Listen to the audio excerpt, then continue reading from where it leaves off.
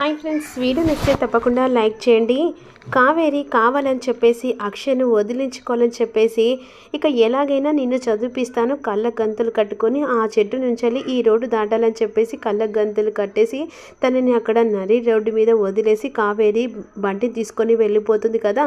పాపం అక్షయ్ మాత్రం కళ్ళ గంతులు కట్టిన తర్వాత కార్లు వస్తున్నా కూడా మెల్లగా రోడ్డు దాటడానికి ప్రయత్నం చేస్తుండగా ఈలోపు మాత్రం శ్రీకర్ అవన్నీ అదే కారులో ఆఫీస్కి వస్తూ ఉంటారు. అప్పుడు శ్రీకర్ ఈ విధంగా అంటూ ఉంటాడు, అవని అమ్మ చెప్పిందని మళ్ళీ రానని చెప్పేసి అన్నావు కదా, రిక్వెస్ట్ చేస్తున్నాను ఏరువాగ దగ్గరికి రా. ఎందుకంటే అక్కడున్న పరిస్థితులు కరెక్ట్గా చేయడానికైనా, నువ్వు ప్రసాదం చేయడానికైనా అక్కడికి రావాల్సి వస్తుందని చెప్పేసి ఈ విధంగా అంటుండగా నేను ఇంట్లోనే చెప్పాను, అది కూడా అత్తయ్య కూడా చెప్పాను, నేను మేనకోడలుగా మాత్రమే ఆ ఇంట్లో అడుగు పెడుతున్నాను, ఆ ఇంటి కోడలుగా అడుగు పెట్టట్లేదు, ఎందుకు అవని పదే పదే ఒకటే మాటను అన్నిసార్లు అంటూ ఉంటావు ఎందుకు అని చెప్పేసి అంటుండగా, అది బాధ ఏంటో నాకు మాత్రమే తెలుసు, ఆ బాధ పడే వాళ్లకు ఏం తెలుస్తుందని చెప్పేసి నువ్వు అనుకుంటున్నావేమో, కాకపోతే ఎన్ని అవమానాల నుంచి నేను బయటపడ్డాను, 5 సంవత్సరాల నుంచి నేను మళ్ళీ ఆ బాధ పడను కూడా, ఆ శక్తి కూడా నాకు లేదు, నా బిడ్డను కోల్పోయాను,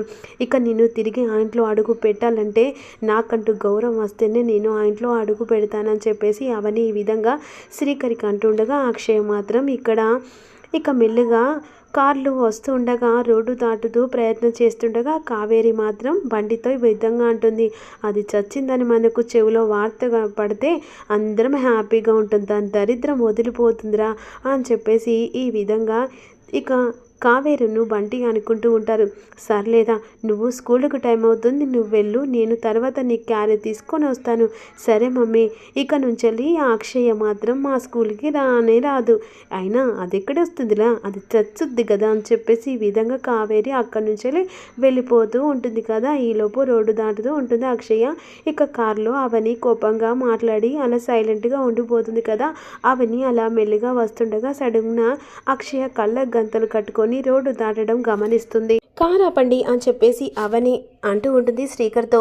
ఏమైంది అని చెప్పేసి అంటుండగా వెంటనే శ్రీకర్ కారు ఆపేస్తాడు కదా. అవని గబగబా కార్ల నుంచి దిగేస్తుంది. ఇక ఎదురుగా కారు వస్తూ ఉంటుంది.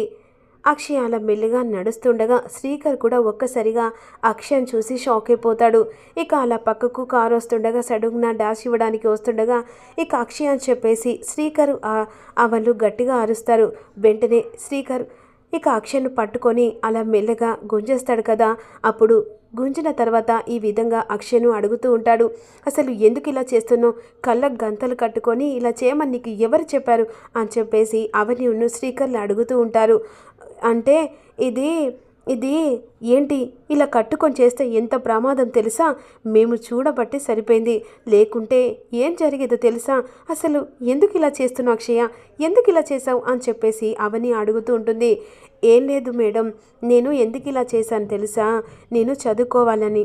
ఏంటి చదువుకోవాలంటే కళ్ళకు గంతలు కట్టుకొని రోడ్డుకు ఇలా ప్రమాదంలో ఉంటే చదువుకుంటావా, అయ్యో అది కాదు, కావేరి ఆంటీ ఏం చెప్పిందంటే ఇక నువ్వు ఈ రోడ్డు నుంచి అక్కడ చివర ఉన్న చెట్టును ముట్టుకొని రా, అప్పుడు నువ్వు ముట్టుకొని వస్తే నేను చదివిపిస్తా అని నా కళ్ళకు గంతలు కట్టింది, అందుకని నేను మెల్లగా కళ్ళకు గంతలు కట్టుకొని రోడ్డు దాటుతూ ఉన్నాను, ఆ సమయంలో మీరు వచ్చారు, ఇప్పుడు నేను చదువుకోను, మాట ఇచ్చింది కూడా వెనక్కిపోతుంది, ఇప్పుడు కావేరి అంటే ఏమంటుందో ఏమో, నన్ను చదువుపియదు అని చెప్పేసి ఈ విధంగా అంటుండగా ఇది కావాలని ఆ కావేరి చేసినట్టుగా అనిపిస్తుంది. ఎలాగైనా అక్షయ్ను వదిలేసుకోవాలనుకుంటుంది. చూసావు కదా, తన చదువు కోసం తన ప్రాణాలు కూడా లెక్క చేయకుండా ఇలా చేస్తుంది. తప్పుగా అర్థం చేసుకోకు అవని. ఇక అక్షయ్య బాధ్యతను మనం తీసుకొని తల్లిదండ్రులుగా అక్షయ్ను చదివిద్దాం. ఇప్పుడు వాళ్ళ పరిస్థితి కూడా బాగలేదు, అందుకనే ఎలాగైనా సరే అక్షయ్ను చదివిస్తాం అని చెప్పేసి ఈ విధంగా శ్రీకర్ అవనితో అంటుండగా అవని కాస్త వెనక ముందు ఆడుతూ ఉంటుంది.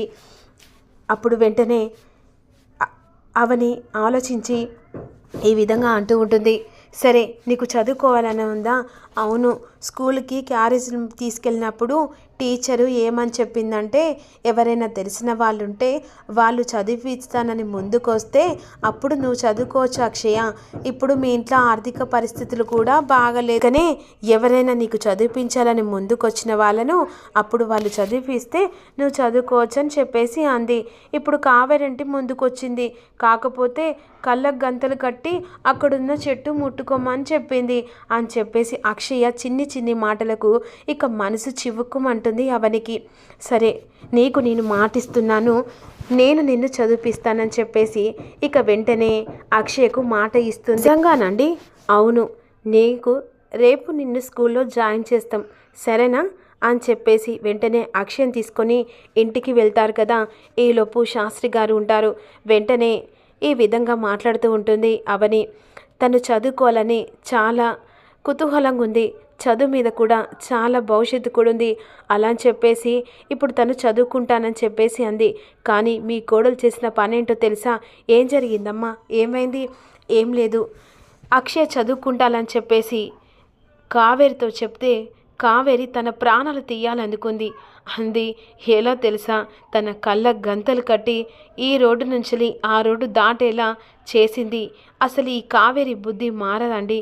తనకు కూడా ఒక కొడుకున్నాడు కదా, తను మీకు భారం అవుతుంది అక్షయ. అలా భారం అవుతే చెప్పండి, తనని మా ఇంటికి తీసుకెళ్తానని చెప్పేసి అవని విధంగా అంటూ ఉంటుంది. తనని చదివిపియాలని, తను చదువుకోవాలని తన కోరిక ఉంది, అలా అని చెప్పేసి ఆ చదువును అడ్డు పెట్టుకొని తన ప్రాణాలు తీయాలనుకుందే అసలు మనిషేనని చెప్పేసి కావేరికి చెప్పిన దానికి ఒక్కసారిగా శాస్త్రి గారు గట్టిగా కావేరి అని చెప్పేసి పిలుస్తుండగా, ఏమైంది? అంతా కొంప మునగేలా ఎందుకు అలా గట్టిగా పిలుస్తున్నావు? అసలు నువ్వు మనిషివేనా అని చెప్పేసి అంటుండగా, మామయ్య గారు, లేకుంటే చిన్న పిల్లను అసలు నీకంటూ ఒక కొడుకున్నాడు కదా, వాణ్ణి కూడా అలాగే చేస్తే నువ్వు ఇలాగే ఉంటావా? మామయ్య గారు, మాటలు ఎంత అంతే అంత మాట్లాడగాని తన చావును చూడడానికి ఇలా సిద్ధపడ్డావే. నువ్వు కూడా ఒక అమ్మవే కదా, తనని అలా చంపాలని ఎందుకు అనుకున్నావు? చదివిపియడం నీకు ఇష్టం లేకపోతే నేరుగా ఒక మాట చెప్పచ్చు కదా. తన గల్ల గంతలు కట్టు చిన్న పసి పాపతో ఆడుకున్నావే, అసలు నువ్వు మనిషివేనా అని చెప్పేసి అవని అంటూ ఉండగా అప్పుడు కావేరి కోపంగా చూస్తుంది. అందరూ చెప్పాల్సిన వాళ్ళే, అయినా ఆ పిల్లను పెంచుకుంటే తెలుస్తుంది. మీకేం తెలుస్తుంది?